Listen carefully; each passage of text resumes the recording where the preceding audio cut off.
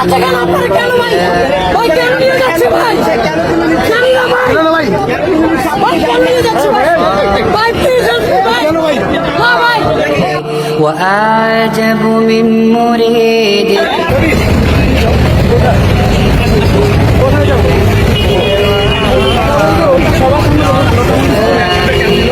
না, আমাদের কালো পতাকা তুলে দিয়েছে আমার ফ্রেন্ড। আমি ঢাকা সায়েন্স কলেজের স্টুডেন্ট ও ঢাকা কমার্স কলেজের স্টুডেন্ট।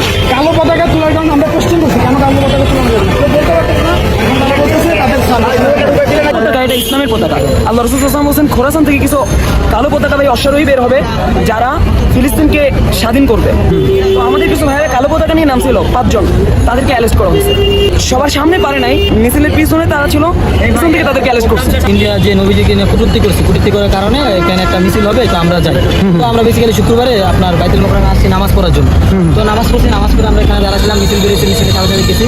এখন ওরা সাথে যে ফ্ল্যাগে লেখা ছিল, কালেমা লেখা ছিল, কালো পতাকাও কালেমা লেখা ছিল, দুটাই উড়াইছে। উড়ানোর পরে ওকে বলছে কালো পতাকা উড়ান যাবে না। তো বলছে কেন উড়ান যাবে না, এখানে তো কোনো খারাপ কিছু লেখা না, এখানে কালেমা লেখা। তো তুই স্টুডেন্ট অত এত কিছু বুঝে না, করেছে এর জন্য ওকে নিয়ে গেল।